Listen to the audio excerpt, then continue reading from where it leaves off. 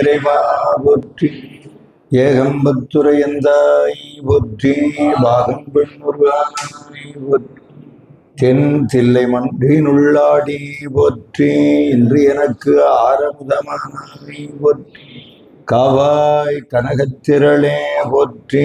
கைலை மலையானே போற்றி போற்றி. வெற்றி வேல் முருகனுக்கு திருச்சிற்றம்பலம். உலகெல்லாம் போதற்கரியவன் நிலவுலாவிய நிர்மலி மேனியன் அழகில் ஜோதியன் அம்பலத்தாடுவான் மலர் சிலம்படி வாழ்த்தி வணங்குவான்.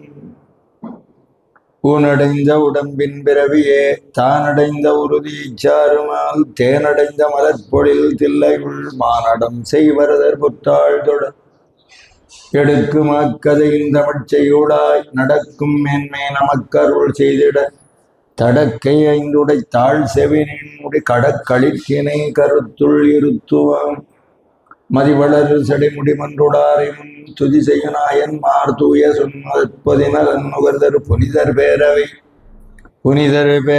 விதிமுறை உலகினில் விளங்கி வெல்கவே. துக்கு சேர்திரு தொண்ட தொகை விரிவக்கினாச் சொல்ல வல்லவிரான் எங்கள் பாக்கியப்பதி குன்றைவாள் சேக்கிழானடி சென்னி இருத்துவான். திருச்சிற்றம்பலம். எல்லாம் வல்ல செம்மேனியம்மான் சிவபரஞ்சுடர் ஏழ்தலம்புகள் காவிரி ஆறுவிளை சோழ மண்டலத்திலே கோயில் என்றும் பொது என்றும் குகை என்றும் பெரும்பற்ற புலியூர் என்றும் பேசப்பெறுகிற தில்லை சிதம்பர நாதன் சீரிலகு தொண்டைவிட நாட்டிலே சிறப்புற்று இலங்குகிற பள்ளிக்கரணை பகுதியிலே சிற்சபாமணி கூடம் என்கிற அற்புதமான அருள்தொய்ந்த அரங்கிலே அருள்மிகு சிற்சபாநாயகியுடன் அவர்கள் சிற்சபாநாதனாக எழுந்துள்ளிருக்கிற கூத்த பெருமானுடைய திருவடி தாமரைகளை மனம் மொழிமைகளால் சிந்தித்து போற்றி வணங்கி இந்த அற்புதமான சிற்சபாமணி கூடத்தை நிறுவி பல்வேறு அருட்பணிகளை ஆற்றி வருகிற பாராட்டுதலுக்குரிய நம்முடைய திருத்தொண்டின் நெறி நின்றார் திருத்தொண்டர் சீர் பரவுகிற அருணலம் வாய்த்த சிவத்திரு திருஞானமையா அவர்கள் அவருடைய திருவருட் சமூகம் ஆற்றி வருகிற அளப்பரும் திருத்தொண்டினை போற்றி அவர்களுக்கு என்னுடைய அன்பு வணக்கங்களை செலுத்தி வருகை தந்திருக்கிற ஞான தபோதனியர்களாக விளங்குகிற சீரடியார் பெருமக்கள் அனைவருக்கும் என்னுடைய அன்பு கலந்த வணக்கத்தை இந்த இனிய நேரத்திலே தெரிவித்துக் கொள்கிறேன். தை மாதம் ரத சப்தமி என்று சொல்லுகிற ஒரு அருமையான நல்ல நாள்.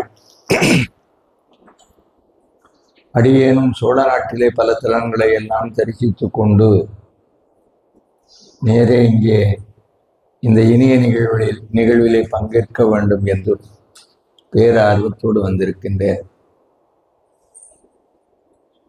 ஆலய வழிபாடு என்பது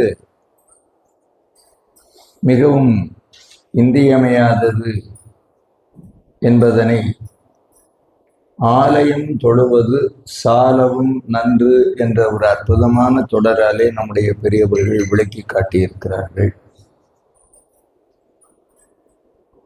நேற்றைய தினம்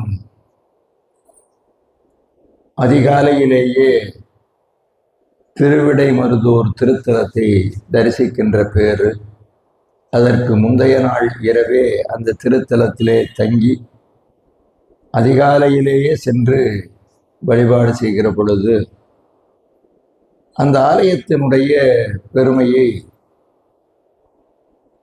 சொல்லி முடியாது. இருந்தாலும் சோழ நாடே ஒரு சிவாலயமாக அமைய, ஒரு சிவாலயம் என்று சொன்னால் அந்த சிவாலயத்திற்கு பரிவார மூர்த்தங்களாக முதல்ல மூத்த பிள்ளையாராகிய விநாயகப் பெருமான், திருமுருகப் பெருமான், பெருமான் எழுந்தருடைய இருக்கிற சிவலிங்க திருமேனியாக இருக்கிற மூலட்டான மூர்த்தி எழுந்தருடைய இருக்கிற கருவறையை சுற்றி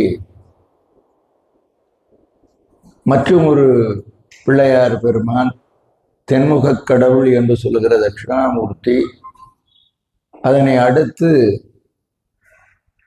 லிங்கோத்பவர் அல்லது அர்த்தநாரீசர் அல்லது திருமால் முதலான திருமேனிகள், அதற்கு அடுத்தபடியாக கோமுகம் என்று சொல்லுகிற பெருமானுடைய திருமஞ்சனை வெளிப்படுகிற பகுதியிலே இருக்கிற கோட்டத்தில் நான்முகன் என்று சொல்கிற பிரம்மா, அதனை அடுத்த கோட்டம் துர்க்கையினுடைய திருமேனி அமைந்திருக்கும். இவையெல்லாம் கருவறையிலே 5 கோட்டங்களிலே இருக்கிற கோட்ட பஞ்சரமூர்த்திகள் என்று சொல்லுகிற நிலை. இதை மேலும் விரிவுபடுத்தி கோட்டமூர்த்திகளினுடைய எண்ணிக்கையை கண்டராதித்த சோழருடைய திரு மனைவியார் மிக அற்புதமாக திரு நல்லம் முதலான தலங்களிலே மேலும் இந்த கோட்டமூர்த்திகளை எல்லாம் விரிவுபடுத்தி பிற்கால சோழர்கள் எல்லாம் அவ்வாறே ஏராளமான அற்புதமான திருமேனிகளை எல்லாம் ஆலய வளாகத்திலே அமைக்க தொடங்கினார்கள் என்பது வரலாறு. அந்த வகையிலே முக்கியமான பரிவார மூர்த்திகள் என்று சொன்னால் காலையிலே, ஏன்னா ஆலயத்திற்குள் நடை திறந்து உள்ளே செல்கிற பொழுது கிழக்கு நோக்கிய ஆலயமாக இருந்தால் இடது கைப்புறமாக உள்ளே நுழைகிற பொழுது சூரியன், வலது கைப்புறமாக சந்திரன், அடுத்து பெருமானுடைய வாகனமாக இருக்கக்கூடிய நந்தியம்பெருமான், அதாவது இடவதேவர், பத்திரலிங்கம் என்று சொல்லுகிற பலிபீடம், கொடிமரம், இவையெல்லாம் இருக்க பார்க்கலாம். அது மட்டுமல்லாமல் முக்கியமாக சோமாஸ்கந்தர் என்று சொல்லுகிற அம்மையப்ப பிள்ளைக்கு ஒரு தனிச்சிறப்பான சன்னதி இருக்கும். அதே போல கூத்த பெருமானாகிய நடராஜ பெருமானுக்கு தனியாக ஒரு சன்னதி இருக்கும். இவற்றோடு சிவாலய வழிபாட்டிலே சிவலிங்க திருமேனியை அடுத்து முதன்மையாக ஏனைய பரிவார மூர்த்திகளை காட்டிலும் மிக சிறப்பாக அமைக்கப்பெற்ற ஒரு திருமேனி, ஒரு சன்னதி என்று சொன்னால் அது சண்டீசமூர்த்தியாகத்தான் இருக்கும். அதனை அடுத்து வைரவ கடவுள் என்று சொல்லுகிற வடகமூர்த்தி, கால பைரவர், சில ஆலயங்களிலே நவக்கோள்கள், இவையெல்லாம் இருக்கும். இவை அல்லாமல் நம்முடைய அருபான்மை நாயன்மார்கள், தொகையடியார்கள், தனிச்சிறப்பாக நம்முடைய நால்வர் சன்னதி, அந்த திருத்தலத்தோடு சம்பந்தப்பட்ட முனிவர்கள், தேவர்கள், அவர்களுக்குரிய சன்னதிகள் இருக்கும். இப்போ உதாரணத்திற்கு நம்முடைய திருமயிலை கபாலீச்சரத்தில் எடுத்துக்கொண்டால் மேற்கு வாயில் வழியாக உள்ளே நுழைகிற பொழுது திருமயிலைக்கே உரிய தனிச்சிறப்பான மூர்த்தமாக திருஞான சம்பந்த பெருமானும் அங்கம்பொம்பாவையாரும் இடம்பெற்றிருக்கிற சன்னதி இருக்கும். அதுபோல அந்தந்த சேத்திரங்களுக்குரிய சிறப்பான மூர்த்திகள் எழுந்தருளி இருப்பார்கள். அதனால மனதிற்குள்ளேயே நம்ம ஒரு சிவாலயத்தை கற்பனை செய்து கொண்டு வழிபாடு செய்வதாக கருதி பார்க்கின்ற பொழுது ஒரு நாடே சிவாலயமாக, பரந்த பரப்பு, அளவிடற்கு அரிய பெரிய பரப்பு, பல ஆயிரம் ஏக்கர் நிலங்கள் கொண்ட ஒரு பெரிய பரப்பே, அதுவும் குறிப்பாக சோழ நாடே சிவாலயமாக கருதுகிற பொழுது அதற்கு நடுவனதாக அமைந்திருக்க வேண்டிய மூர்த்தி சிவலிங்க திருமேனி மகாலிங்கம் என்று சொல்லுகிற திரு இடைமருது ஈசன். அவருக்கு நந்தியாக திரு ஆவடுதுறையில இருக்கிற நந்தி எம்பெருமான். அந்த ஆலயத்திற்குரிய விநாயகர் என்று சொன்னால் திருவலஞ்சுழி, கும்பகோணத்திற்கு சமீபத்திலே. இந்த ஆலயத்தினுடைய முருகப்பெருமானுடைய சன்னதி என்றால் சுவாமிமலை திரு ஏரகம். கருவறை கோட்டமூர்த்திகளைப் போல கருதுகிற பொழுது தென்முக கடவுளாகிய தட்சிணாமூர்த்தி என்று சொன்னால் திருவிரம்புளை என்று சொல்லுகிற ஆலங்குடி. அதற்கு அடுத்தபடியாக கோட்டமூர்த்திகளாக வருகிற பொழுது குறிப்பாக துர்க்கையை சொல்லுகிற பொழுது கதிராமங்கலம் என்று சொல்லுகிற ஒரு ஊர், தேவிக்கே உரிய துர்க்கையினுடைய சன்னதி.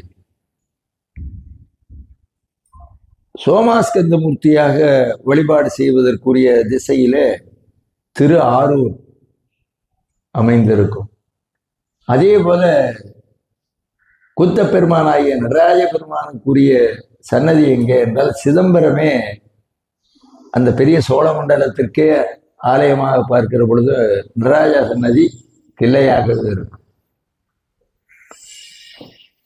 இந்த மூர்த்தங்களுக்குள்ள ஒரு நவ கோள்கள் என்று சொன்னால் சூரியனார் கோயில்ல 9 கோள்களும் இருக்கு.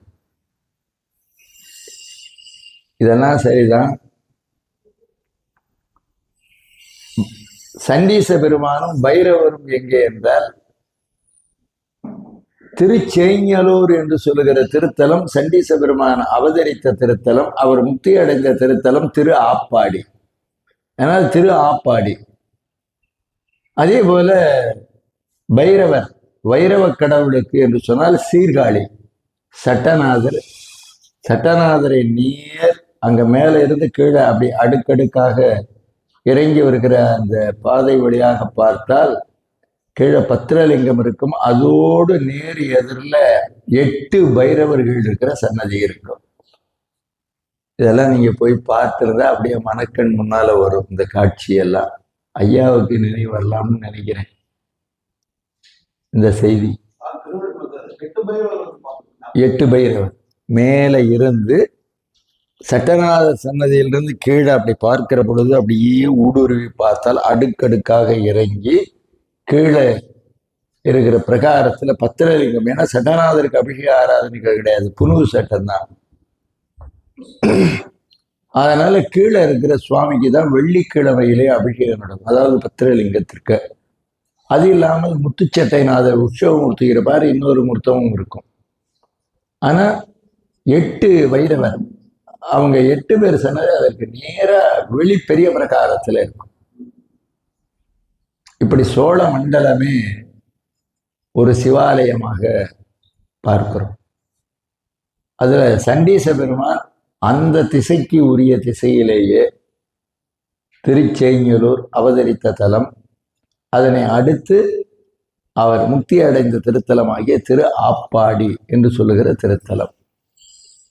இவருடைய அருமையான வரலாற்றை நாம் தெய்வ செக்கிழார் பெருமானுடைய வாக்கின் வழி நினைப்பதற்கு முன்பாக இந்த சண்டீசர் என்பவர் யார்? இவர் ஒருத்தர் தானா? இவருக்கு முன்ன யாராவது அந்த பதவியில் இருந்தார்களா என்று ஒரு வினாவை எழுப்புகிற பொழுது நமக்கு திருவாரூருக்கு சென்றால் திருவாரூரிலே இருக்கிற சண்டீசர் யார் என்றால் யமதர்மராஜா. சண்டீசரி இருக்க வேண்டிய இடத்துல யார் இருப்பா? யமதர்மராஜா. அவர் தான் இங்க சண்டீசர். அது ஒரு பதம், ஒரு பதவி. சிவபெருமானுடைய திருக்கைலாயத்திலே இருக்கக்கூடிய, சிவலோகத்திலே இருக்கக்கூடிய பதவிகள்ல அது ஒரு பதம், ஒரு பதவி. அதற்கு அடுத்தபடியாக நீங்கள் பார்த்தால் நான்முகன் என்று சொல்லுகிற பிரம்மா அந்த பதவியை அடைந்தார் என்று ஒரு வரலாறு. தில்லையிலே சென்று பார்த்தால் நடராஜ பெருமானுக்கு பக்கத்துல பரமானந்த கூபம் என்கிற சுவாமிக்கு திருமஞ்சன கிணறு இருக்கும்.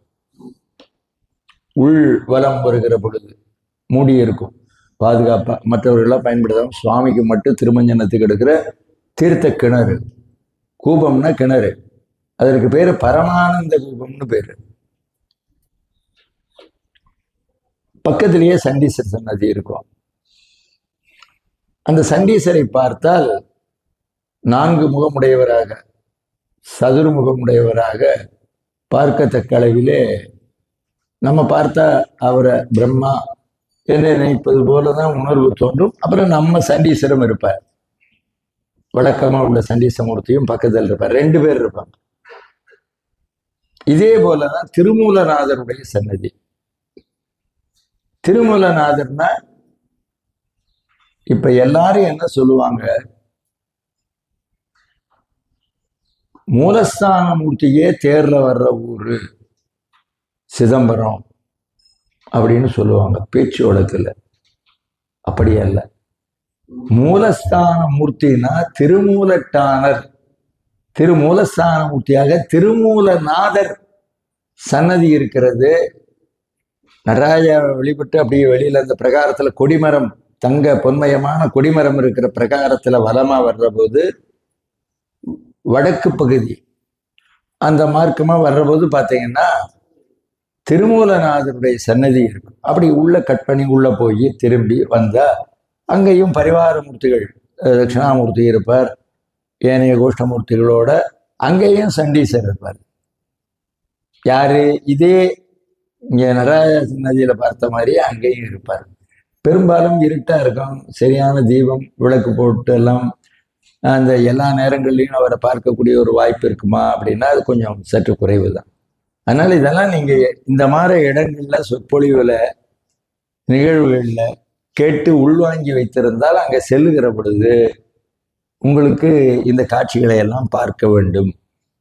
அதனுடைய தத்துவம் என்ன, அதனுடைய வரலாறு என்ன, அப்படி வழிபட்டால் நமக்கு அதனால் என்ன புண்ணியம், இதெல்லாம் தெரிந்து கொள்ளலாம். ஆகையினாலே இப்ப சண்டீசர் என்று வருகிற பொழுது அது ஒரு பதம் என்று தெரிகிறது. அதுல ஏற்கனவே யமதர்மராஜர் இருந்திருக்கிறார், நான்முகனாகிய பிரம்மா இருந்திருக்கிறார் என்றெல்லாம் நமக்கு குறிப்புகள் தெரிகின்றன. இவற்றிற்கு உரிய மூலம் சிவாகமங்கள் இருப்பதாக சொல்கிறார்கள். அவற்றையெல்லாம் தெளிவாக விளக்கமாக அறிந்து கொள்ள வேண்டும் என்கிற ஆர்வத்தோடு அவற்றை தேடி அறிந்து கொள்வது ரொம்ப சால சிறந்த ஒரு செயலாக அமையும். இப்ப நமக்கு சிவபெருமானுக்கு சண்டிகேஸ்வரர் சரி, அப்ப அம்பாள் இருக்காளே சிவகாம சுந்தரி, அம்பாள் சன்னதி இருக்கிற தலங்கள் தோறும் பிரதானமா முக்கியமா பெரிய சிறப்பான மிகப்பெரிய சிறப்பான தலங்கள்ல தான் பார்க்கலாம். சண்டிகேஸ்வரின்னு ஒரு மூர்த்தி இருப்பா அம்பாளுக்கு. அதாவது நினைவு வருதா? சண்டிகேஸ்வரி. அப்ப சண்டிகேஸ்வரி என்பது ஒரு பதம் அம்மையின் இடத்துல. சரி, இவங்களுக்கு மட்டும்தான் சண்டீச பதமா? பிள்ளையாருக்கு இல்லையா? பிள்ளையாருக்கும் சண்டீசமூர்த்தி உண்டு, அது ஒரு பதம். அவரை கும்பசண்டி என்று சொல்வது மரபு. இதுவரைக்கும் அது மாதிரி பார்த்துருக்கீங்களா? பார்க்கல. அதே போல முருகப்பெருமானுக்கு சண்டீசர் உண்டு. அவருக்கு முருகப்பெருமானுக்கு இருக்கிற சண்டீச பதத்திலே சுமித்திர சண்டி என்று அவருக்கு பெயர். திருத்தணிக்கு போனா பார்க்கலாம். செங்கல்வராயன் என்று சொல்லுகிற தணிகாசலபதி இருக்கிறாரே, அவர் உள் பிரகாரம் இப்ப அதெல்லாம் பார்க்க விடுறது இல்லை சரியா. நீங்க பார்த்தீங்கன்னா அங்க இந்த வள்ளி தேவியானை அம்மை சன்னதி இருபுறமும் இருக்கும். சுவாமி முருகப்பெருமானுக்கு இடதுபுறம் வலதுபுறம். தெய்வயானை சன்னதிக்கு நேர் பின்பகுதியில் அப்படி பார்த்தீங்கன்னா பக்கவாட்டில் சண்டீசர் இருப்பார். சன்னதிக்குள் பகுதியிலேயே வைரவரும் இருப்பார், பைரவரும் இருப்பார்.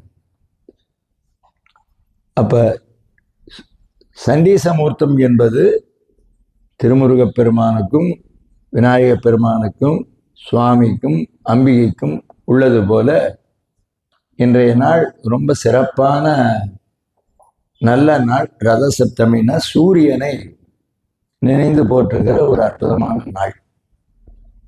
சூரியன் என்று சொல்லுகிற பொழுது நவகோள்கள்ல வரக்கூடிய 9 கிரகங்கள்ல இருக்கக்கூடிய சூரியன் அவரு. 12 ராசிகளுக்கும் 12 சூரியர்கள், துவாதசாதித்யர்னு அவங்களுக்கு பேரு. இது இல்லாமல் சூரிய குடும்பம் அண்ட பரப்புல எவ்வளவோ இருக்கிறது என்று ஆய்வியல் அறிஞர்கள் சொல்கிறார்கள். அதனால சூரியன் அப்படின்னா நம்ம கோள், அவர் ஒரு கிரகம் என்று பார்க்காமல் அவருக்குள்ளே இருந்து பிரகாசிப்பது யாருன்னா நம்ம சிவபெருமான். கதிரோன் அவனை அண்ணலாக கருத வேண்டாம். ஏன்னா அவரே சிவ பூஜை கொண்டாரு. செங்கதிரோன் வணங்கும் திருச்சோற்று துறையனாரே. அப்ப யாரு அப்படின்னா அவருக்குள்ளிருந்து பிரகாசிப்பவர். அருக்கனில் சோதி அமைத்தோன் திருவாசகத்துல இருக்கும் இல்லையா? அருக்கன் பாதம் வணங்குவார் அருக்கனாவான் அறநூறு அல்லனோ. அப்ப காலையில எடுத்து சூரிய நமஸ்காரம் பண்றோம் அப்படின்னா தகன்னு அவர் காலையில உதய கதிரவனாக எழுகிற பொழுது அதே மாலை நேரத்துல அதே அந்த பொன்னிறமான வண்ணத்தோடு அவர் மறைகிற பொழுது அவர் தோன்றுவதும் இல்லை மறைவதும் இல்லை. பூமியினுடைய சுழற்சி காரணமாக அது நமக்கு புலப்படுகிறது. ஆனால் மரபு நாம் உதிப்பதும் மறைவதுமாக கருதுகிறோம். ஏன்னா கால கணிதத்தின்படி ஒரு நாளுக்கு, அதாவது பெரும்பொழுது 6 சிறுபொழுது 6. பெரும்பொழுதுங்கிறது கார்காலம், குதிர்காலம், முன்பனி, பின்பனி, இளவேனில், முதுவேனில்னு வரும். சிறுபொழுதுனா காலை நேர வைகரை, ஏற்பாடு, மாலை, யாமம் இப்படி எல்லாம் வர்றதெல்லாம் சிறுபொழுதுன்னு நம்ம சொல்லுவோம். அதனால காலை அதிகாலை நேரத்துல காலைதோட அற்றை வினை கட்டு அகலும்.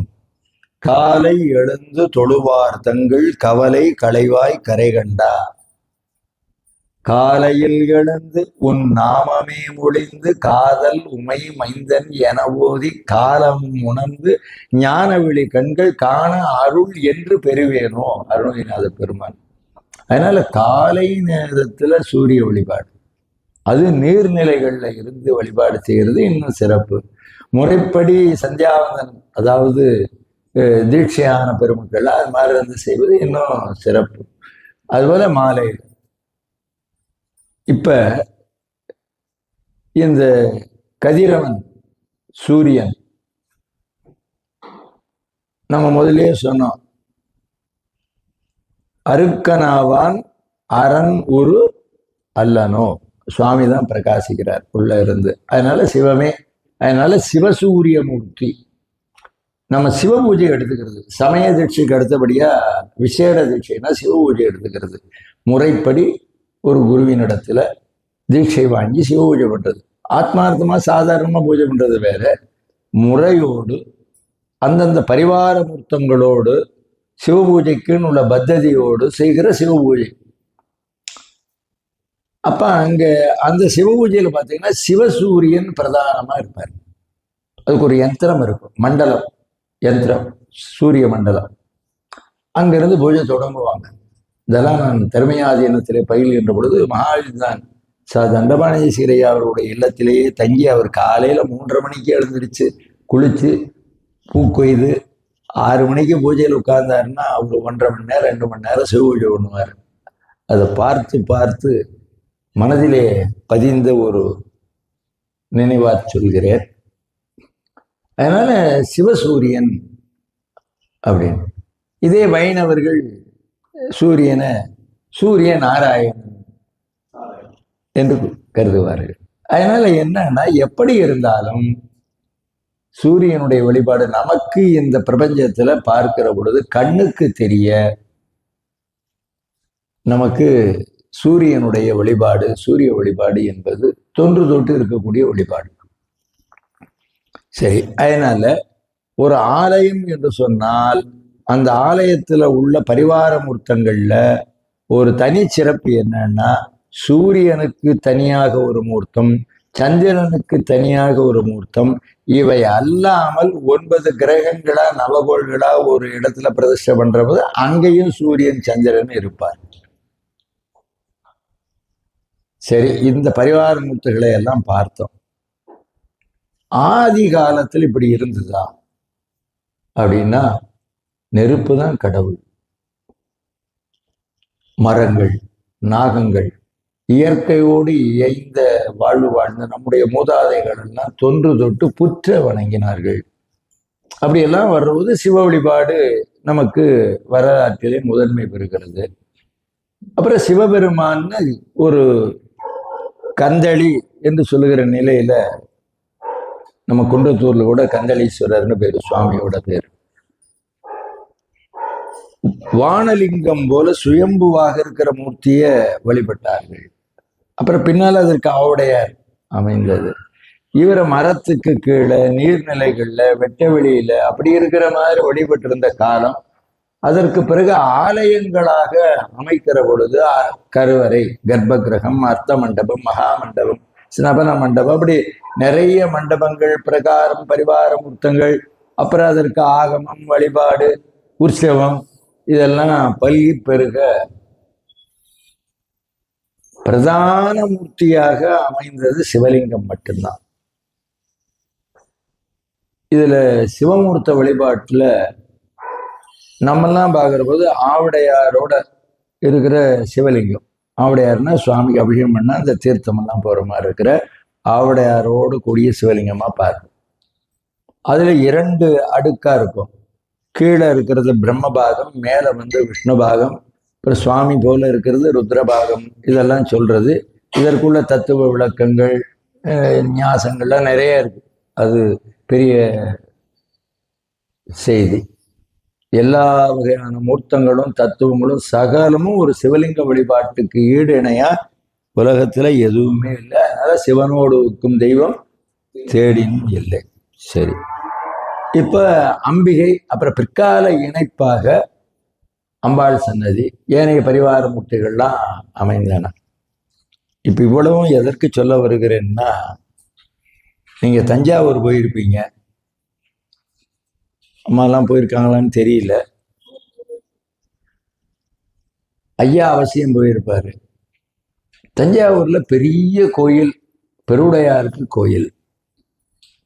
அதே பெரிய நாயகி சன்னதி பின்னால அமைந்தது. அம்மையினுடைய வரலாறு வழிபாடு உண்டு தொன்று தொட்டு. இருந்தாலும் ராஜராஜன் பெருவுடையாருக்கு அந்த அற்புதமான பேராலயம் சண்டகோபுர செம்பொன் மாளிகை, தஞ்சை மாநகர் பெருமாளே,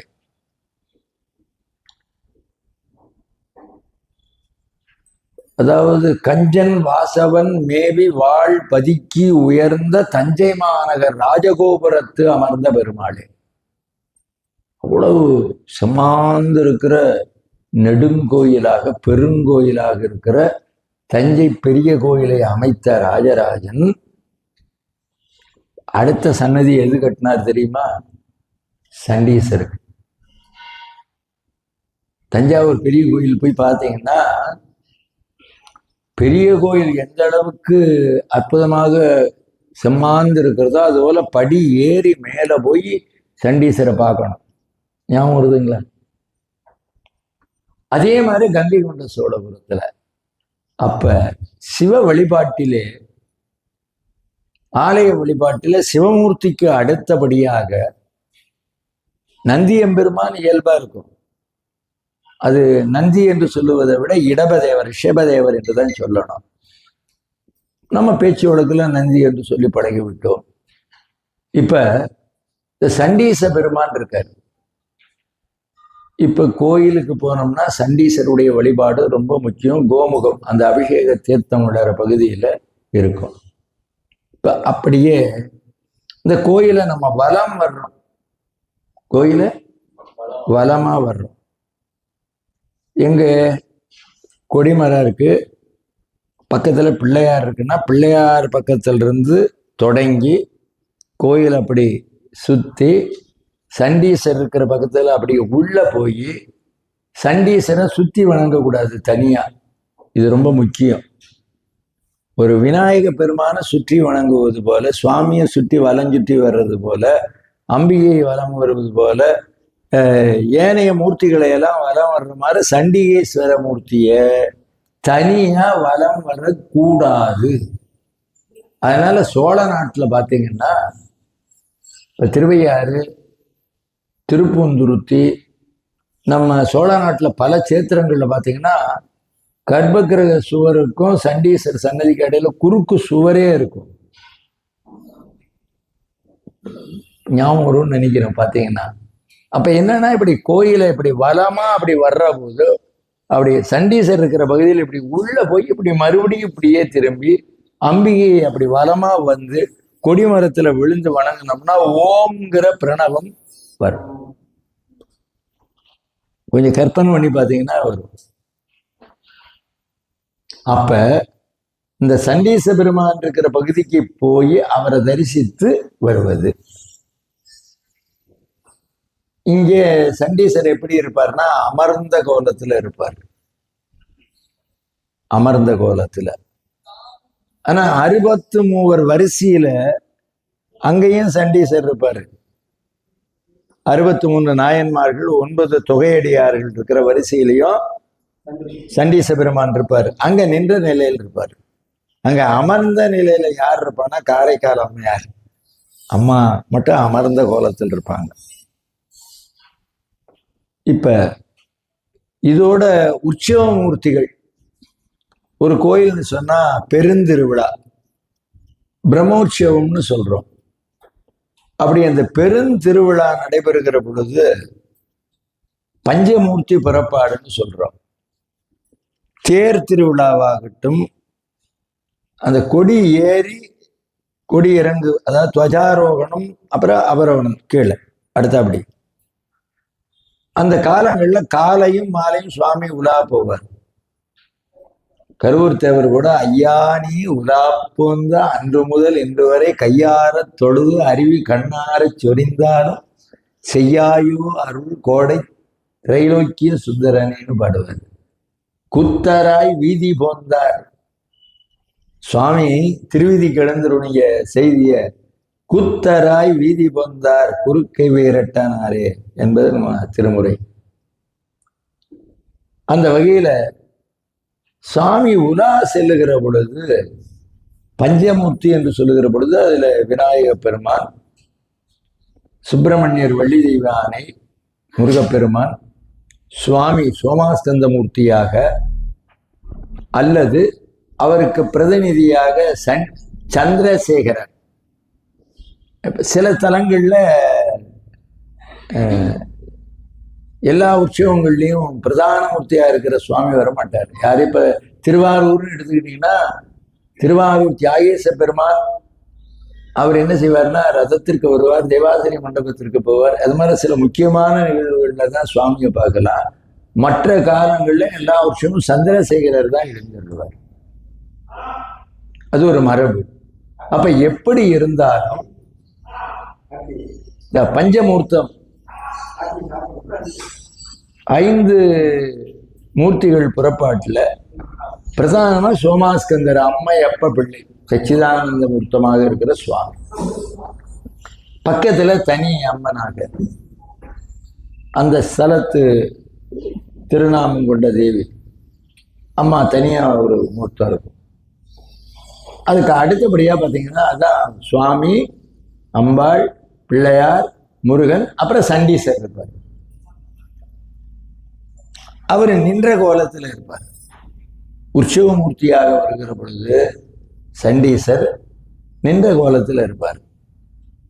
இது எல்லா ஸ்தலங்கள்லையும் நீங்க நடைபெறுகிற உற்சவத்துக்கு போனா தரிசிக்கிற பொழுது பெரும்பாலும் சுவாமி பிரதான மூர்த்தியை பார்க்க ஆர்வம் காட்டுவது போல இவங்களை எல்லாம் போய் பார்க்கிறார்களா என்பது ஏதோ சந்தடி வாக்கில் அப்படி பார்த்தா உண்டு.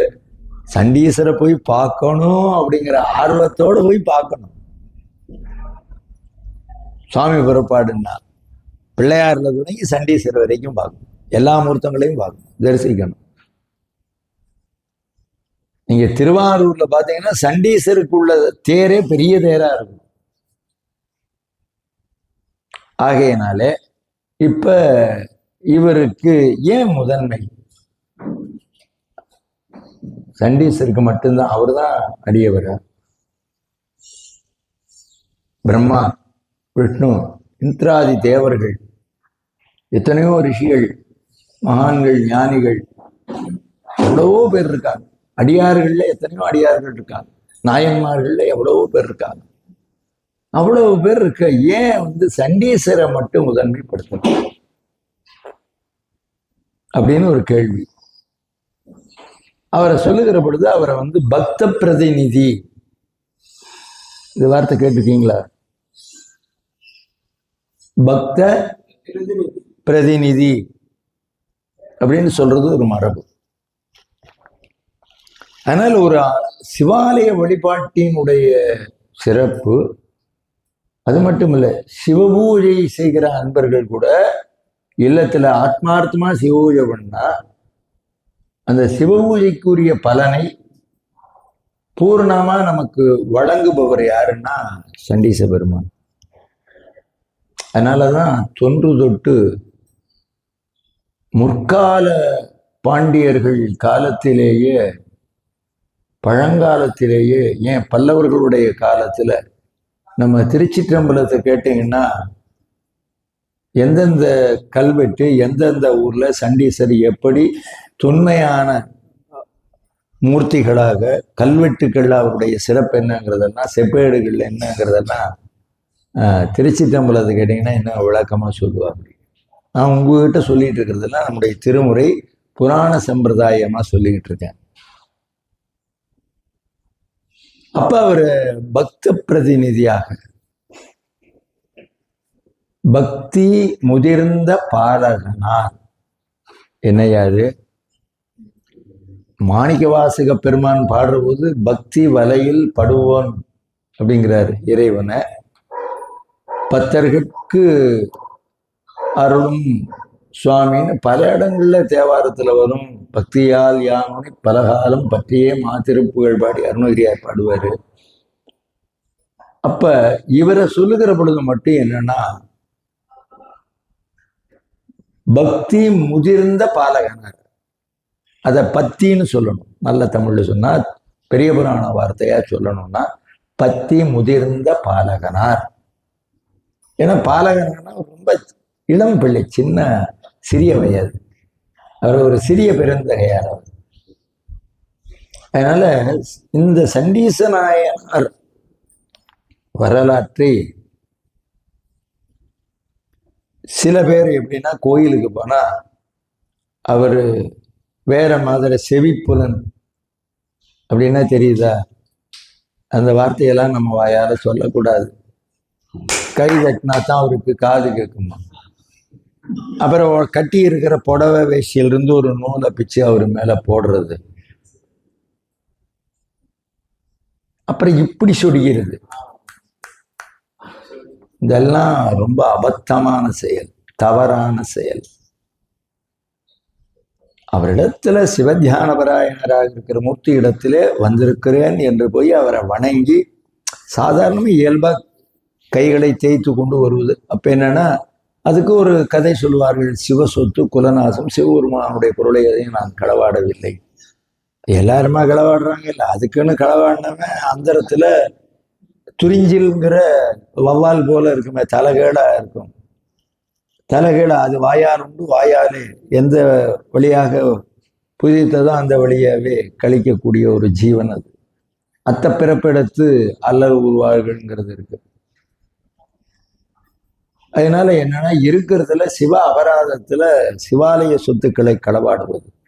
அதனால அந்த சொத்துக்களுக்கெல்லாம் ஒரு கோயிலுக்கு சில நிபந்தனைகள், சில நிலபலன்கள், சில பாத்திரங்கள், மற்றது என்னென்ன ஆபரணங்கள் எதை கொடுத்தாலும் அதனை சண்டீச பெருமானை முன்னிலைப்படுத்தி கொடுப்பது என்பது மரபு. அதே மாதிரி திருக்கோயில் வழிபாடு நிறைவு பெறுகிற பொழுது சண்டீசரிடத்திலே வழிபாடு செய்து பிறகு பைரவருக்கு வழிபாடு செய்து அதோடு ஏனைய சிவாலய வழிபாடு நிறைவு பெறும். சிதம்பரத்துல மட்டும் ஒரு வித்தியாசமா பைரவருக்கு, சண்டீசருக்கும் பைரவருக்கும் வழிபாடு செய்த பின்னால் அர்த்தஜாம அழகர்னு ஒரு மூர்த்தி இருப்பார். அது தெரியுமா? போனதில்லை. அந்த அர்த்தஜாம அழகருங்கிறவரிடத்துல வந்து அந்த தீட்சிதர் அவருக்கு பூஜை செய்த பின்னாலதான் திருக்கோயில் நடை சாத்தப்படும். இதெல்லாம் மரபு, பாரம்பரியமாக வருகிற சம்பிரதாயம். இந்த முறைகள் எல்லாம் இப்படித்தான் வழிபாடுகள் செய்யப்பெற வேண்டும். அதான் முறை நெறியும் வைத்தார். அதுதான் முறை. இந்த முறைகளை வலிவும் பொலிவும் உடையதாக செய்வது நம்முடைய சைவ திருமுறைகளாகிய தேவாரம், திருவாசகம், 12 திருமுறை. அதனால திருமுறைக்கு மேல வேற ஒண்ணு கிடையாது. அதனால சிவத்திரு தர்மபுரம் சுவாமிநாதையா சொல்லுவார், திருமுறைகள் என்பது சட்ட நூல். இன்றைக்கு ஒரு மகிழ்ச்சியான செய்தி, திருத்தணியன் சுவாமிநாத ஓதுவாமூர்த்தி அவர்களுக்கு பத்மபூஷன் விருது மத்திய அரசு வழங்கி இருக்கிறது. அவருக்கு நாம் கரவொலி எழுப்பி நம்முடைய மகிழ்ச்சியை தெரியும். அவருடைய பாடல்களும் எளியனுடைய இணைக்குறையுமாக பல காலம் அவரோடு நாம் பணியாற்றியதனுடைய ஒரு செய்தி, பெருமகிழ்வு நமக்கு. ஆகையினாலே சண்டீசமூர்த்தியினுடைய வரலாற்றை இவரை முதல்ல யாரு இப்படி ஒருத்தர் இருக்காருன்னு சொன்னாங்க. இது ரொம்ப முக்கியமான செய்தி. இவ்வளவு நேரம் சண்டீசர் யாருன்னு பார்த்தோம், எத்தனை வகையான சண்டீசர் இருக்குன்னு பார்த்தோம். ஐயா இப்படியே நான் பேசுனா அப்புறம் பெரிய புராணத்துல வர சண்டீசர் அடுத்த கூட்டத்துல தான் சொல்ற மாதிரி இருக்கும். பரவாயில்லையா? இல்ல பெரிய புராணமே சொல்லிடுவா. அதனால என்னன்னா, சில இந்த கருவியிலே சரியான விளக்கங்கள் கூறப்பெறவில்லை. இதில் இருக்கிற செய்திகளை அறிந்து கொண்டு குன்று முட்டிய குறியை போல குறிச்சி புக்கம் ஆண்போர் தான் இடர்படும். ஒரு சிலர் நல்ல விளக்கங்கள் சொல்லுகிறார்கள், அது விதிவிலக்கு. ஆனா பெரும்பான்மையாக பாரம்பரியமாக வருகிற நம்முடைய திருமுறை வல்லுநர்களும் சிந்தனையாளர்களும் கருதிய செய்திகள் அதிலே பெரிதும் இடம்பெறுவதில்லை. அவரவர்கள் ஏதோ அந்த கேள்வி ஞானம், ஏதோ மேலோட்டமாக படித்த அல்லது கர்ண பரம்பரையாக வருகிற செய்தி, கர்ணம்னா காது, பரம்பரை கர்ண பரம்பரையாக வர்ற செய்திகளை எல்லாம் சொல்லி வருகிற செய்திகள் இருப்பதினால் இந்த செய்திகளை எல்லாம் உங்களுக்கு சொல்ல வேண்டும். அதுவும் பாராட்டுதலுக்குரிய நம்முடைய திருஞானம் ஐயா அவர்கள் இவற்றையெல்லாம் பதிவு செய்து வைக்கிறார். அந்த பதிவுகள் உங்களுக்கு பிற்கால சந்ததியினருக்கும் அது பயன்படும் என்கிற நோக்கிலே அவர் செய்வதற்கு நாம் எல்லாம் மகிழ்ந்து கரவொலி எழுப்பி அவரை நெஞ்சார வாழ்த்த வேண்டும். அதனாலதான் கொஞ்சம் இந்த மாதிரி செய்திகளை எல்லாம் உங்களுக்கு அடியேன். ஏன்னா பின்னால நிறைய பேர் சொற்பொழிவாளர்கள் இருப்பார்கள், எளியனை விட நன்கு கற்றுவல்ல சான்றோர்கள் இருக்கலாம். ஆனா அவர்களெல்லாம் நமக்கு இப்பொழுது கிடைப்பது ரொம்ப அருமையாக இருக்கிறது.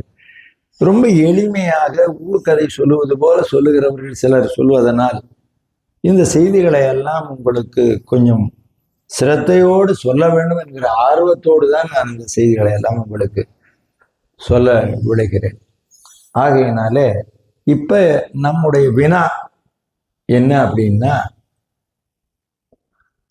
இந்த சண்டீச பெருமானை பற்றிய வரலாறு. இவ்வளவு நேரம் பொதுவான செய்திகள் கேட்டீங்க. ஐயா, சண்டீசருடைய வரலாறுன்னா பெரிய புராணம், தெய்வ சேக்கிழார் அருளிய 63 நாயன்மார்களுடைய புராணம், 9 தொகையடியார்களுடைய புராணம். இந்த புராணங்கள்ல திருக்குறிப்பு தொண்ட நாயனாருடைய புராணத்தை அடுத்து சண்டீச நாயனாருடைய புராணம் வருகிறது. அதனை அடுத்து அடுத்தபடி திருநாவூர் சுவாமியுடைய புராணம் தொடங்குகிறது. அந்த அடிப்படையில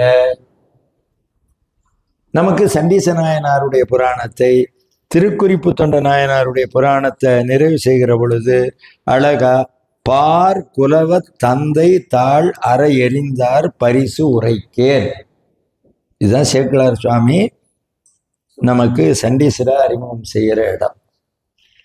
பார்னா உலகம், உலகு அறிய, தந்தை அதாவது எச்சதத்தன், அவருடைய கால்களை வெட்டி வீழ்த்தியவர் யாருன்னா சண்டீசர். அவருடைய பரிசு. இதை ஏன் செய்தார், எதற்காக செய்தார், இதை செய்ய வேண்டியது அவசியமா? இது கேட்பதற்கே சற்று வருத்தமாக இருக்கிறது. யாராவது ஒரு பிள்ளை தந்தையனுடைய தாள்களை சடியலாமா? இப்படியெல்லாம் வினாக்கள் வரும். இதற்கெல்லாம் சரியான விளக்கம் சாத்திரம் படித்தால்தான் தெரியும்.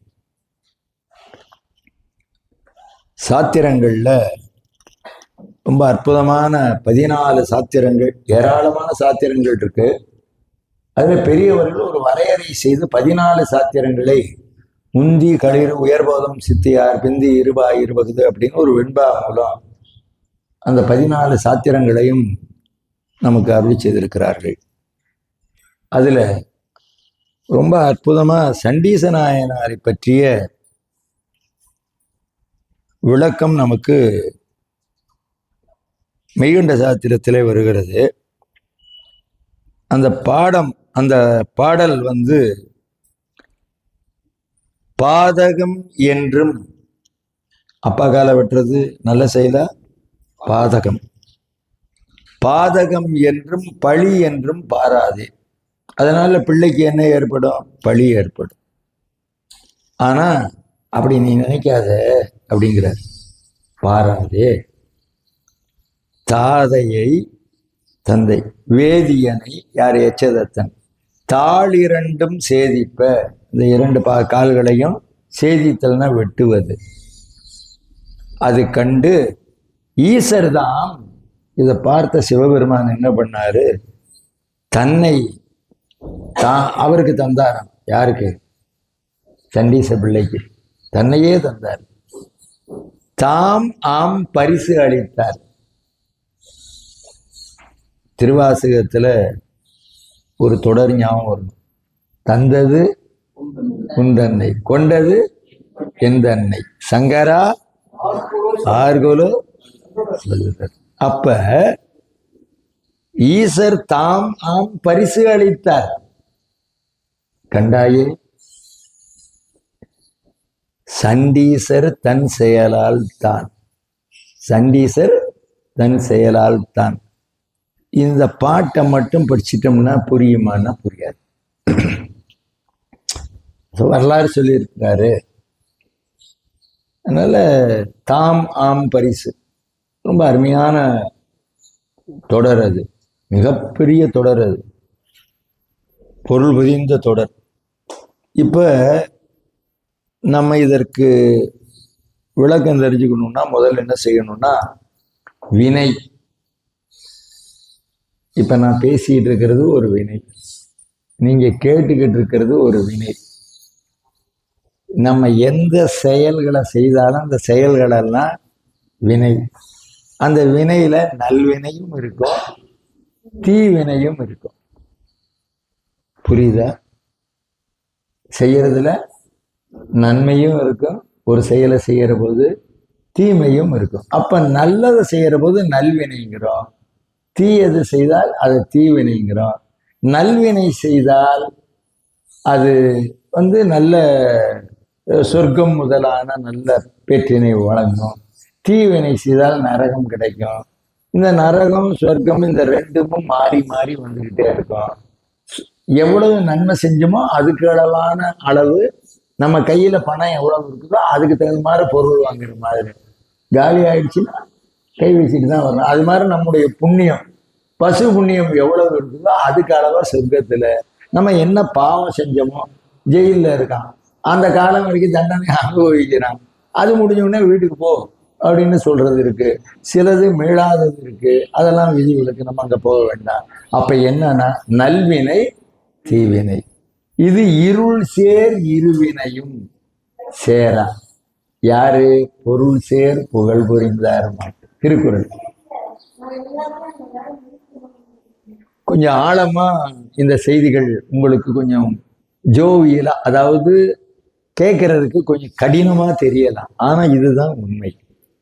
இந்த செய்திகளை நம்ம கவனமா, நல்ல செய்திகளை கேட்கிற போது மக்கள் குறைவா இருப்பாங்க, தகுதியானவர்கள் தான் இருப்பாங்க. அதனால விலை உயர்ந்த ரத்தினங்களை எல்லாரும் வாங்க முடியுமா? கவரிங் நகை யாரு வேணாலும் வாங்கிக்கலாம். தங்கத்தை வெள்ளியை நீங்க நினைச்சு பார்க்க முடியல, எங்கேயோ போயிட்டு இல்லையா? அதனால என்னன்னா உயர்ந்த ரத்தினங்கள் இதெல்லாம் சாதாரணம் இல்லை, மாணிக்க பரல்கள் விட மேலான செய்தி. இதெல்லாம் விலை மதிக்க முடியாத செய்திகள், நம் அருளாளருடைய வாக்குகள் எல்லாம்.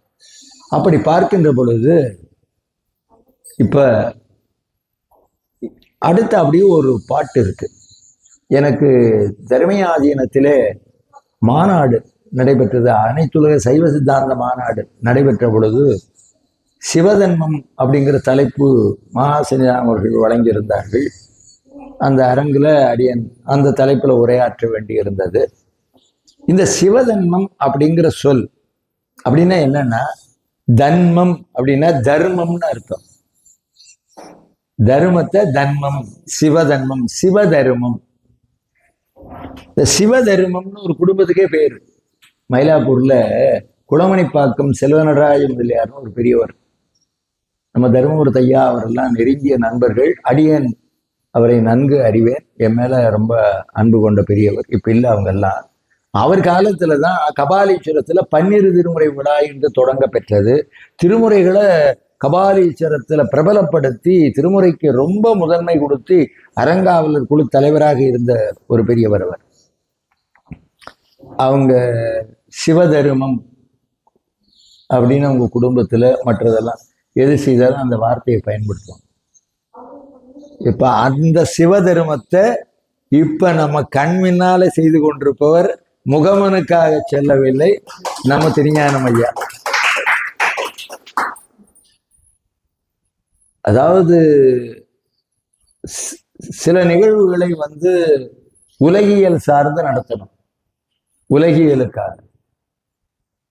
அது உலகியல் வாழ்வுக்கு தேவையானதுதான். ஆனா எடுத்த பிறவிய இதுவே ஒரு நோய், தீரா பிணி, இது ஒழியணும்னா அதற்கு என்ன செய்யணும்னா ஒரே வழி சிவதன்மம், சிவதர்மம். இது பதி புண்ணியம். இந்த புண்ணியம் சொர்க்க நரகத்தை கடந்தது. சொர்க்கத்தையும் இல்லை, நரகோடு சொர்க்கம் நானிலம் புகாமல் பரகதி பாண்டியர்க்கு அருளினை போற்றி. பிறப்பு இறப்பு இல்லாம சொர்க்க நரகத்தை கடந்த நிலையான பேரின்பத்தை வழங்க வல்லது இந்த சிவதன்மம். அதனால என்னன்னா இந்த வார்த்தையை நமக்கு முதல்ல அறிமுகப்படுத்தியவர் திருமூலர் பெருமான்.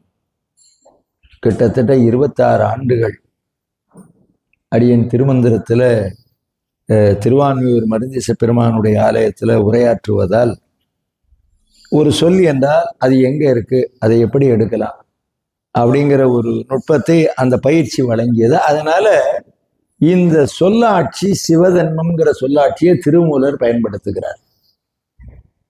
இந்த சொல்லாட்சியிலே மிகுந்த ஈடுபாடு கொண்ட நம்முடைய ஞானசம்பந்த பிள்ளையார் திருஞான சம்பந்த பெருமான்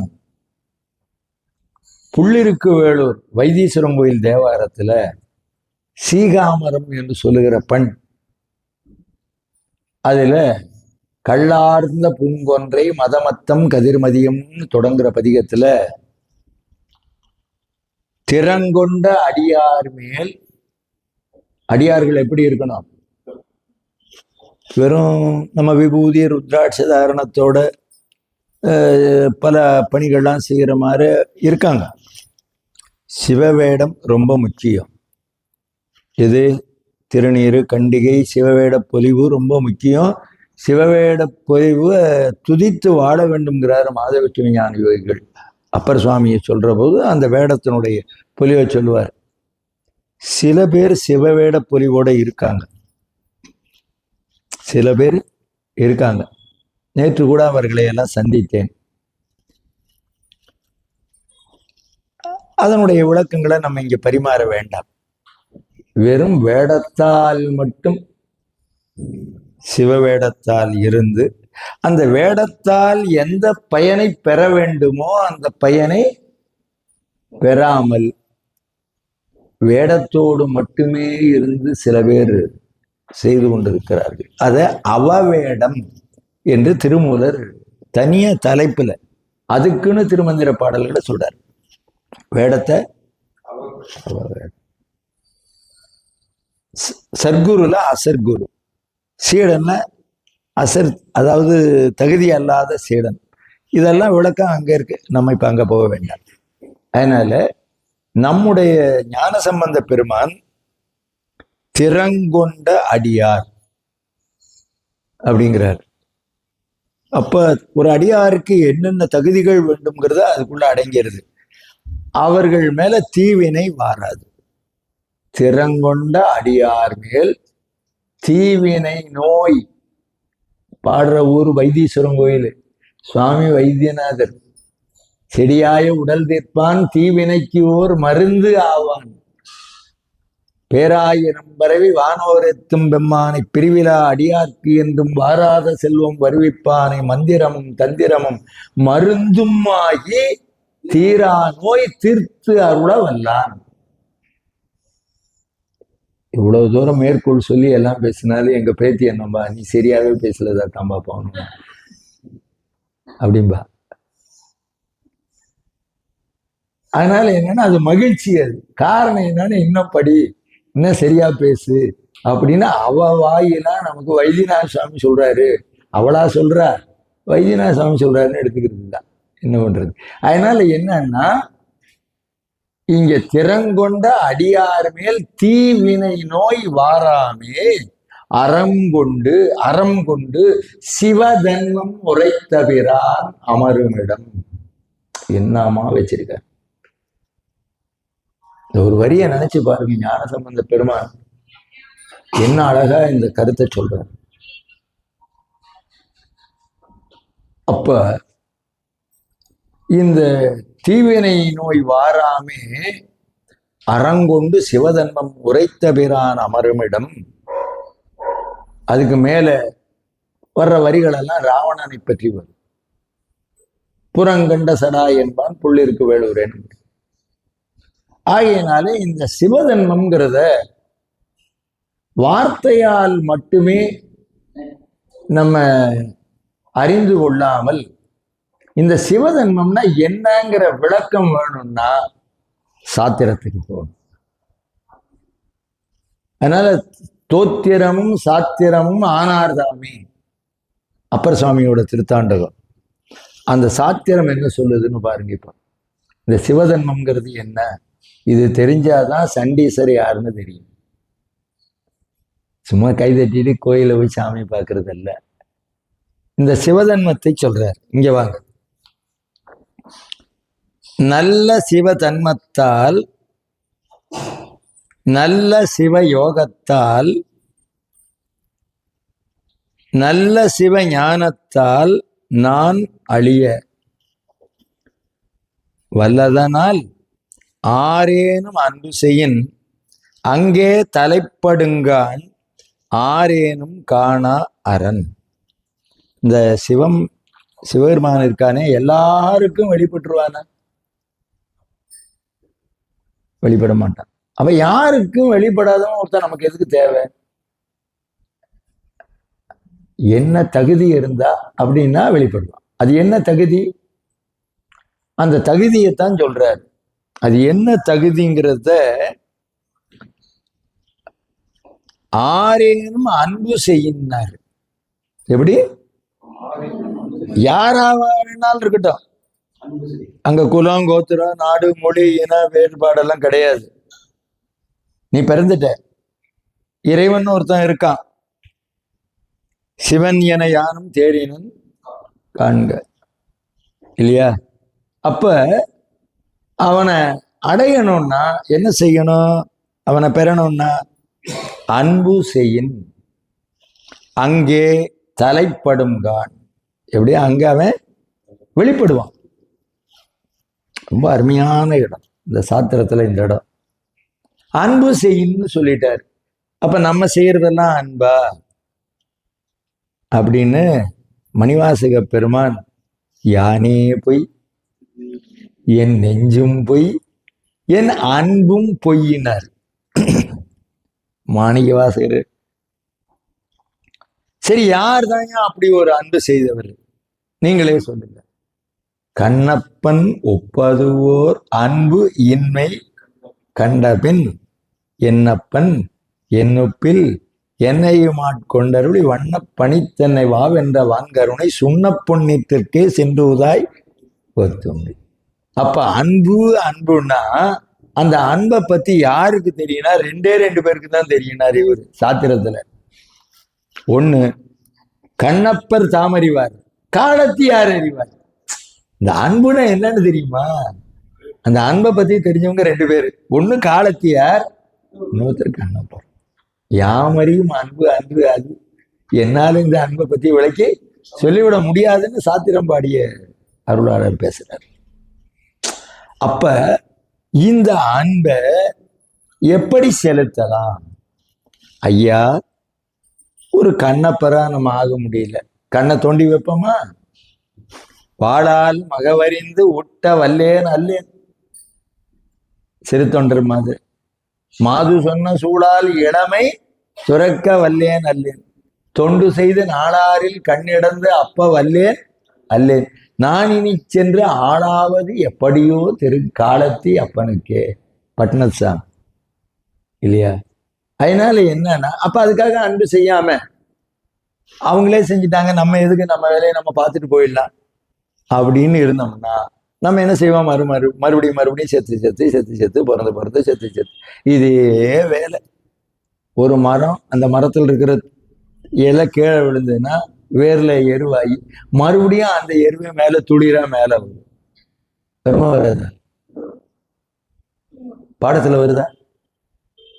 அந்த காலத்தில் நாங்கெல்லாம் படிக்கிற போது இருந்தது. ஒரு மரம் போட்டிருப்பாங்க, அந்த மரத்துல இருந்து இலை விடும், அது மக்கி மறுபடியும் எருவாகி மறுபடியும் மேல வரும்போது அதே துளிர் இலையாகும். பிறப்பதற்கே தொழிலாகி இறக்கின்றாரு. அப்ப இந்த பிறவியை ஒழிக்கணும். இது பேதமையினார் திருவள்ளுவர். 1330 திருக்குறளும் வேண்டாம், ஒரு திருக்குறள் தெரிஞ்சா போதும் அப்படின்னு சில பேர் சொல்லுவாங்க. அப்படி எடுத்துக்கிட்டா எனக்கு ரொம்ப விருப்பமான ஒரு குறள், பிறப்பு என்னும் பேதமை நீங்க, பிறப்பு பேதமை நீங்க சிறப்பு என்னும் செம்பொருள் காண்பது அறிவு. அறிவுன்னா என்னையா விளக்கம்? சாமர்த்தியமே எதையாவது செஞ்சுட்டு நான் பாரு எவ்வளவு அறிவாளின்னு சொல்லிக்கிறது இல்லை, நான் தான் ரொம்ப அறிவாளி. அதனால எது அறிவு? எப்பொருள் யார் யார் வாய் கேட்பினும் அப்பொருள் மெய்ப்பொருள் காண்பது அறிவு. எது உண்மை? எப்பொருள் எத்தன்மை தாயும் அப்பொருள் மெய்ப்பொருள் காண்பது. அதனால என்னன்னா, மகுடமா நினைக்க வேண்டியது பிறப்பு என்னும் பேதமை நீங்க சிறப்புங்கிறது தான் சிவபெருமான். செம்பொருள், செம்பொருள்னா சிவபெருமானுக்கு பேர் செம்பொருள். அதனாலதான் நான் மறை செம்பொருள் வாய்மை வைத்த சீர்திரு தேவாரமும் திருவாசகமும் உய்வைத்தர செய்த நால்வர் பொற்றால் எம் உயிர் துணை. உடல் துணை வேணா மனைவி, மக்கள், பெற்றோர், மற்றவர், நண்பர், யார் வேணாலும் வரலாம். உயிர் துணை யாரு வர முடியும்? இதுதான் சண்டீசர் வரலாறு இல்லை. தந்தை எச்சதத்தன் யாருன்னா உடம்ப தந்த வகையில் அவன் தந்தை. உடலுக்கு தான் தந்தை, உயிருக்கு தந்தையா? அப்ப உயிர் தந்தை யாரு? சிறுவான்மான். அம்மையப்பரே உலகிற்கு அம்மையப்பர் சாத்திரம், மிகுந்த சாத்திரம். அதனால இந்த இடத்துல அந்த அன்பு எப்படி அவர்களை போல நம்ம செலுத்த முடியல, யாரை போல? கண்ணப்பரை போல. அதுக்காக சுவாமியை வழிபடாம இருந்துடலாமா? படிப்படியா போகும். ஒரு குழந்தை முதல்ல ப்ரீகேஜி, எல்கேஜி, யூகேஜி எல்லாம் தாண்டி 1ஆம் வகுப்பு, 2ஆம் வகுப்பு, அப்புறம் +2, அப்புறம் காலேஜ், அப்புறம் முனைவர் பட்டம், அப்படி மேலே போகிற மாதிரி படிப்படியாக தான் போகணும். படிநிலை. அதனாலதான் பேணு தத்துவங்கள் என்னும் பெருது சோபானம் ஏறினார் ஆணையாம் சிவத்தை சார, சேக்குடார் சுவாமியுடைய வாக்கு. அப்ப என்னன்னா, இப்படி இந்த படிநிலைகள்ல ஏணி படிநெறி இட்டு கொடுத்துங்கிறார் அப்பர் சுவாமி. பேணி தொழும் அடியவர். இப்ப நீங்க எல்லாம் வந்திருக்கிறீங்க, எவ்வளவு தூரம் மழை வர்ற மாதிரி இருக்கு, இன்னைக்கு வேற ரத சப்தமி, சூழ்நிலைகள் எப்படி எப்படியோ இருக்கு. இந்த இடத்துக்கு வரணும்னா எவ்வளவு ஆர்வத்தோட இங்க வந்தா நமக்கு ஏதோ ஒரு பெரிய செல்வம். இந்த செல்வத்துக்கு பாக்கெட்ல வச்சிருக்கிற காசு அடுத்த நிமிஷம் இன்னொருத்தர் பாக்கெட்டுக்கு கலாவுக்கு போயிடும். இந்த செல்வம் இங்க போனது, இங்க ஸ்டோரேஜ் ஆச்சுன்னா இந்த பிறப்பல்ல, எத்தனை ஒருமைக்கண் தான் கற்ற கல்வி. இந்த ஒரு பிறப்புல நீ கேட்ட கல்வி ஞான செல்வம் என்ன செய்யும்? எளிமைக்கும். பிறவி வேண்டாம். அப்படி வந்தா கூட ஒருத்தர் நல்லா படிக்கிறாங்க, ஒருத்தர் நல்ல கெட்டிக்காரங்களா இருந்தா அவங்க செய்த பூர்வ புண்ணியம், எந்த பிறப்புல படிச்சாரோ, எந்த பிறப்புல இந்த பாக்கியம் செய்தார்களோ, இந்த பிறப்புல அதெல்லாம் அவங்களுக்கு நடக்குது. அப்படின்லாம் நம்ம பேச்சு வழக்குல சொல்றோம் இல்லையா? அதனால என்னன்னா, ஏணிப்படி படிப்படியா தான் மேல போகணும். பேணுதல்ங்கிறது ஒரு குழந்தைய பேணி வளர்க்கறதுன்னு சொல்ற மாதிரி, இறை வழிபாட்டையும் படிப்படியா எப்படி பேணி செய்யணும். எடுத்தங்கவத்தையும் செய்யறதா? ஒரு பிறந்த குழந்தைய கழுத்து சுளுக்கு விடாம உச்சி பள்ளத்துக்கு பாதுகாப்பா ஒரு நல்ல மெத்துன்னு ஒரு இதில் வச்சு அழகா, இந்த மட்டுவார் குழலிக்கு வாங்கிய மெத்துன்னு இருக்கிற மெத்தை இவ குழந்தையா இருக்கீல வாங்கின அதில் குழந்தைய வச்சு கன்னியாகுமரிக்கு போயிட்டு இருக்கோம். திடீர்னு பார்த்தா குழந்தைய காணும். அவங்க அம்மா கதறான். அதுல இருந்து நழுவி கீழே விழுத்து வைக்க போயிடுச்சு. அப்புறம் வண்டியை நிறுத்தி தேடி பிடிச்சி இந்த பிள்ளைய எடுத்தோம். அவன் பயன்படுத்தின அதே மெத்துன்னு இருக்கிற மெத்தை இவளுக்கு பயன்படுத்துச்சு. இப்பவே இருக்குது, அதுக்கு வயசாகி போச்சு. அப்ப என்னன்னா, பேணி வளர்க்கறது ஒரு குழந்தைனா எப்படி அதை பேணி எடுத்து வளர்க்கிறதுங்கிற ஒரு முறை இருக்கு இல்லையா? அவ்வளவு சீக்கிரம் குழந்தைய கொடுத்துருவாங்களா என்ன? அந்த கழுத்துக்கிட்ட கைப்பிடிச்சு அப்படி. அதனால பேணி தொழும். அது மாதிரி இறை வழிபாடு. ஒரு பூவை எடுக்கிறோம் சுவாமிக்கு, போய் அரும்பு முக்கு அதெல்லாம் போட்டு கச்சாமச்சான்னு பறிக்கிறது.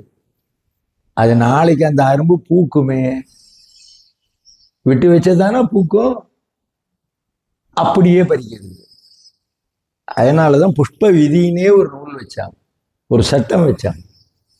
காலை எழுந்து கடிமலர் தூயன தாம் கொணர்ந்து மேலை அமரர் விரும்பும் இடம் விரையான் மலிந்த சோலை மணம் கமல் சோற்றுத்துறை உரைவார் சடைமேல் மாலை மதியமன்றோ எம்பிரானுக்கு அழகியதேங்கிறார் அப்பர் சுவாமி. அதனால ஒரு செயல், ஒரு சந்தனம் இழைக்கணும், ஒரு பூ தொடுக்கணும், ஒரு பூஜை பண்ணணும். அதையெல்லாம் எப்படி செய்யணும்னா பேணி. ஒரு குழந்தை சுவாமிக்கு அபிஷேகம் பண்ணியில் தீர்த்தத்தை எடுத்து விசிறி அடிக்கிறதல்ல, அது ஒரு சிலை. நமக்கு அது வருமானம் தர மிஷின் அப்படின்னு நினச்சிக்கிட்டு ஏதோ கடமை, அதுக்கு தண்ணி ஊற்றுறோம், வேட்டியை கட்டுறோம், பொட்டை வைக்கிறோம், பூவை வைக்கிறோம், மாலையை போடுறோம், மணி அடிக்கிறோம், நம்மளுக்கு சம்பளம் வருதுன்னு நினச்சிட்டோம்னா என்ன ஆகும்? விட்டு வைப்பாரா? அப்படி பேணி வழிபாடு செய்தாராம் புகழ் துணையார். குடத்தை சுவாமி மேல போட்டார். சாமி என்ன பண்ணாரு? தினப்படி அவருக்கு படிக்காசு கொடுத்தாரு. அந்த நாயனர்லாம் பின்னாலதான் வரும், அது நம்ம பின்னால சொல்ல போறோம். அப்ப பேணுதல். அதே மாதிரிதான் சாமி மேல ஒரு செலந்தி விழுந்துரும், நீலநக்கருடைய மனைவி வாயில பூன்னு ஊதிடுவாங்க. ஐயோ சாமி மேல சீப்பட்டுடுச்சுன்னா அவரு கணவர் வெறுத்துருவாங்க. இந்த கதையெல்லாம் ஒரு பின்னாடி வருது. இப்ப பேணுதல்ங்கிறது ரொம்ப அற்புதமான ஒரு சொல். பேணி தொழும் அடியவர் பொன்னுலகு ஆள பிறங்கு அருளால் ஏணி படிநெறி இட்டு கொடுத்து, ஏணி படிநெறி இட்டு கொடுத்து இமையோர் முடிமேல் மாணிக்கம் முத்து வைரம் மன்னி மரகதம் போன்ற ஆணி கனகமும் மொக்கும் ஐயாரன் அடித்தலைமை. அப்படி அந்த மாதிரி பேணி வழிபாடு. அதனாலதான் அந்த மாதிரி வழிபாடு நம்ம அருளாளர்கள் எல்லாம் செய்யறாங்க அப்படிங்கிறத நம்ம பார்க்குறோம். அப்ப அப்படி பேணி வழிபடுகிற நிலையில முதல்ல சரியை, எப்படி 4 நிலை: சரியை, கிரியை, யோகம், ஞானம். ஐயெல்லாம் சித்தாந்த வகுப்பெல்லாம் போயிருப்பீங்க, திருமுறை வகுப்புல பல காலமா பயிற்சி இருக்கிறதுனால உங்களுக்கு எல்லாம் எளிமையா போயிடும். இந்த 4 அரும்பு மலர் காய் கனிம்பார் தாய்மானவர். அரும்பு மலர் காய் கனி. எடுத்த உடனே கனி கிடைச்சிருமா? உடனே கனி கிடைச்சிருமா? அது அரும்பு மலர் அப்புறம் காய் அப்புறம்தான் கனி. அதுபோல சரியை கிரியை இந்த 2 நிலைகள்ல அன்பு செலுத்தி பக்குவப்படும். முதல்ல சரியை, முதல்ல கோயிலுக்கு போகிற பழக்கம். கோயிலுக்கு சும்மா போய் சாமி கும்பிட்டா போறோமா? சுவாமிக்கு நம்ம வீட்டை கூட்டி பெருக்கிற மாதிரி கோயிலுக்கு போனா அங்க திருவலகு, திருமெழுக்கு, நல்ல வார்த்தை. யார் இதை செய்து காட்டினாங்கன்னா திலகவதியார். எவ்வளவு பெரிய அம்மையார் அவங்க.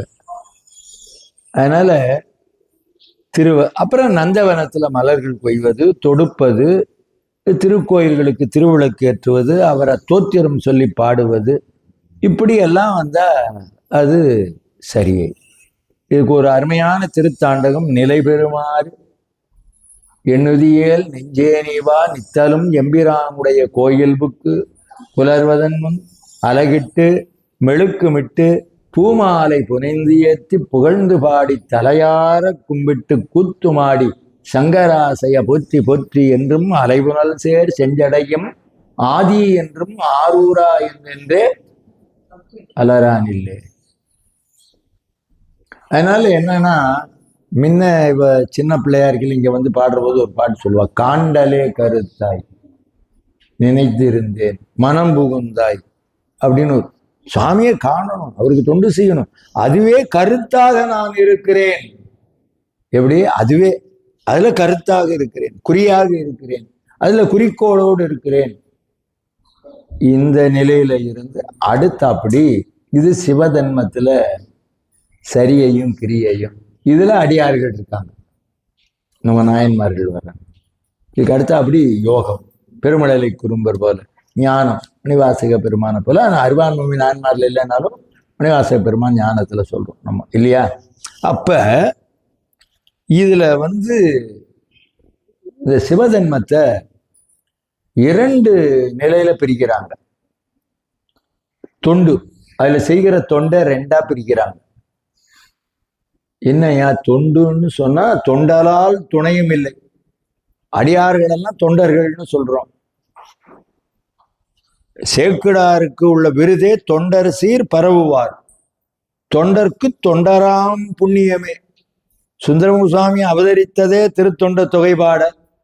அப்படி இருக்கிற போது திருத்தொண்டர் திருவந்தாதி நம்பி ஆண்டார் நம்பிகள், திருத்தொண்டர் புராணம் நம்ம சேக்கிடார் பெருமான், இப்படி எல்லாம் வந்து தொண்டர்கள் பெருமை சொல்லவும் பெரிதுன்னெல்லாம் சொல்லியாச்சு. இந்த தொண்டர்களை 2ஆ பிரிக்கிறது. அதுல தொண்டு அப்படிங்கிற போது முதல்ல 2ஆ பிரிச்சு, அப்புறம் தொண்டர்கள் 2ஆ வருவாங்க. ஒண்ணு மென் தொண்டு, இன்னொன்னு வன் தொண்டு. மென் தொண்டுன்னா இந்த சரிய கிரியைகள்ல இருந்து அப்படியே மென்மையா பூ எடுக்கிறது, பூஜை பண்றது, இந்த மாதிரி எல்லாம் அதெல்லாம் செய்யறதெல்லாம் இதுல வரும், மென் தொண்டு. அப்படியும் பல நாயன்மார்கள். வந்தொண்டுன்னா என்னன்னா, பிள்ளைக்கறியை கரிச்சு, நான் வந்து நர பசுதான், அதுவும் தாயை பிடிக்க தந்தை அறிய ஒரு குலத்துக்கு ஒரு பிள்ளையா இருக்க, அந்த மாதிரி பிள்ளைய தான் 6 மாசத்துக்கு ஒரு தடவை தான் புசிப்பதுன்னு சொல்லி போய் வந்தாரு. நம்ம திருச்செங்காட்டங்குடியில் சுவாமி நெருப்பான மேனியர் செங்காட்டில் ஆத்தின் நிழலருகே இருப்பார் திருவுள்ளம் எப்படியோ இன்னுமோர் அன்னை கர்ப்பாயாச குழிக்குள்ளே தள்ளுமோ கண்ணன் காணறிய திருப்பாதமே தருமோ தெரியாது சிவன் செயலே. அதனால அந்த நிலையில பிள்ளைக்கறி சமைத்த தொண்டு எதுன்னா வந்தொண்டு. கண்ணை இடந்து வச்சார் கண்ணப்பர். செய்ய முடியுமா? அது என்ன தொண்டு? வந்தொண்டு. கழுத்தை அறுத்துக்கிட்டாரு, தீபத்துக்கு எண்ணெய் கிடைக்கலன்னு கலியர். அது என்ன தொண்டு? அதே மாதிரி அறிவாட்டாயர் கமர்ல எல்லாம் சிந்தி போச்சுன்னு கழுத்தை இருக்க போனார் ஊட்டி. கை வந்து அவரை பற்றியது. அவர் செய்த தொண்டு என்ன தொண்டு? எல்லாரும் செய்ய முடியுமா? அதனாலதான் சிவதன்மம் இரண்டு நிலையில, ஒன்று மென் தொண்டாகவும் மற்றொன்று வந்தொண்டாகவும் பிரிகிறது. என்ன சொன்ன?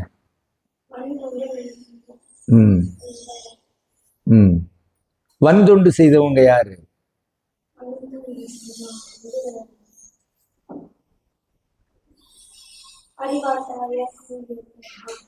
அறிவாட்டாயர், சரி. கண்ணப்பர், சிறுத்தொண்டர், சரி பரவாயில்ல விட. நல்ல கவனமாக்க. அதனால இந்த வந்தொண்டு செய்த தொண்டர்கள் பட்டியல்ல தான் நம்ம சண்டீசர் இருக்கிறார்.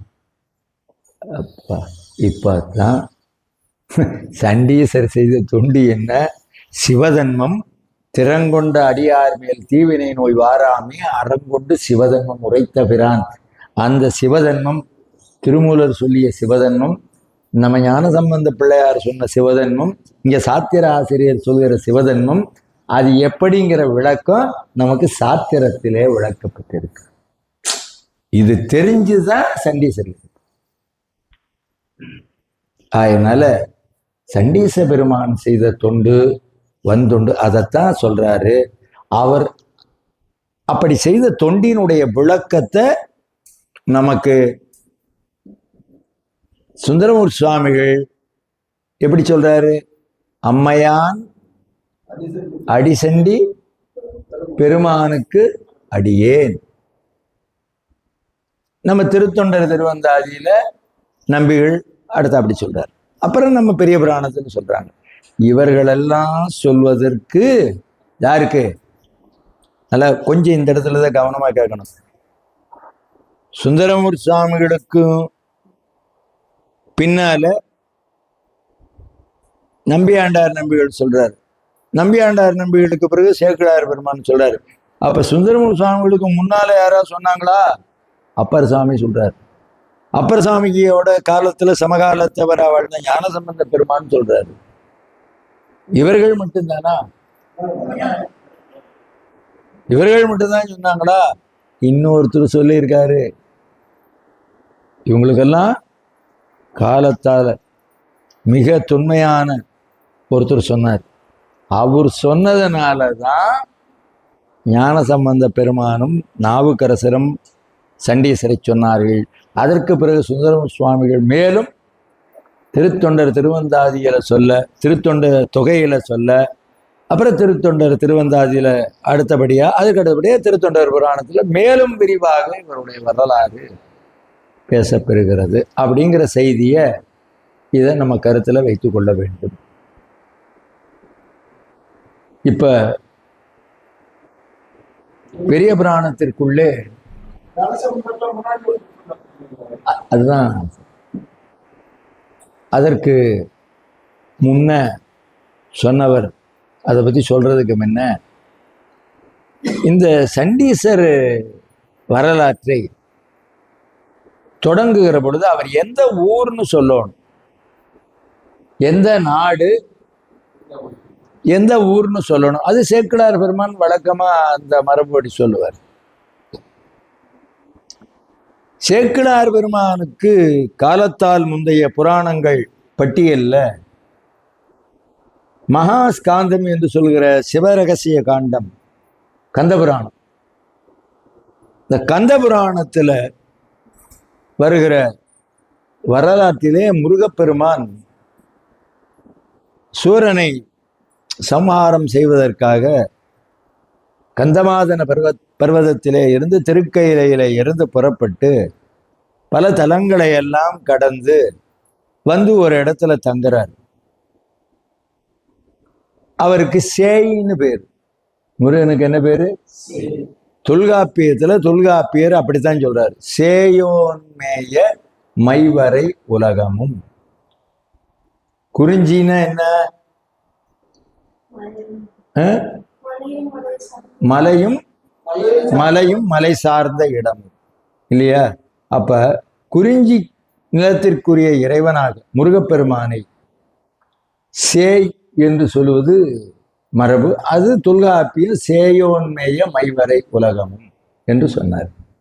அவர் தங்கி இருந்த ஊருக்கு யாரு? முருகப்பெருமான்.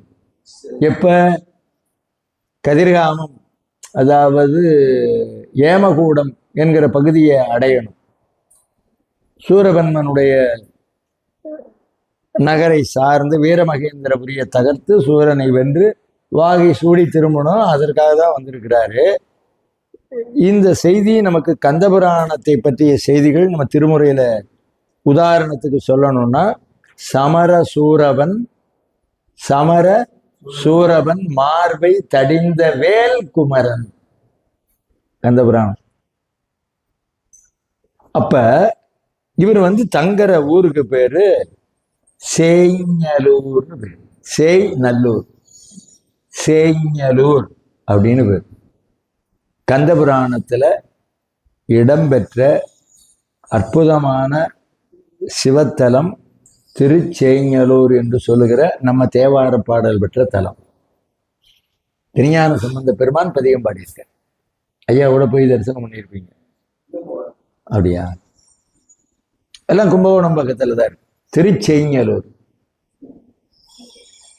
அது ஒரு மாட கோயில் அமைப்பில் இருக்கக்கூடிய ஒரு அற்புதமான கோயில். அடியன் எல்லா இடங்களும் சென்று தரிசித்ததுனால இப்ப அந்த ஊரை சொன்னா அந்த ஊர் கோயில் சுவாமி எப்படி இருப்பார் அப்படிங்கிறது வரைக்கும் எல்லாமே நினைவுல வரும். பஞ்சவர்ணேஸ்வரருங்கிறது நல்லூர்ல 5 வண்ணத்தோட இருப்பார். இவர் வேற. அது மாதிரி மாட கோயில்கள்னா அது கோச்சங்கட் சோழனுடைய திருப்பணி எல்லாம் மாட கோயில்களா இருக்கும். இப்ப இந்த சேய்ஞலூர் அப்படிங்கிற ஊர் தான் நம்ம சண்டீச பெருமான் அவதரித்த ஊர்னு நமக்கு பின்னால வரலாறு வருகிறது. அதனால கந்தபுராணத்திலே காலத்தால் மிக தொன்மையான கிருதயுகத்திலேயே இருந்த ஒரு பெரிய சேத்திரம். ராமாயண காலத்திற்கும் மகாபாரத காலத்திற்கும் முந்தைய காலம் கிருத்தயுகம். கிருத்தயுகத்துல தான் கந்தபுராணம் நிகழ்ந்தது. கந்தபுராணத்துல இடம்பெற்ற தலம் என்ன ஊரு? திருச்சேய்ஞலூர். அதனால இன்றைய நாள் இந்த திருச்சேய்ஞலூர் வரை நம்ம சிந்தித்திருக்கிறோம். இப்ப குழந்தைகள் சில தோத்திர பாடல்களை சொல்லுவாங்க. ரதசப்தமி ஆனதுனால சூரியனை நினைவுபடுத்துகிற மாதிரி திருவெம்பாவையிலே வருகிற பாடல் மற்றும் திருப்பள்ளி எழுச்சியிலே வருகிற பாடல் பார்த்தீங்களா? மடகரா உடனே. அதனால என்னன்னா, திருப்பள்ளி எழுச்சியிலே வருகிற பாடலை செல்வி மட்டுவார் குழலையும் செல்வி மறுவார் குழலையுமாக பாடுவார்கள்.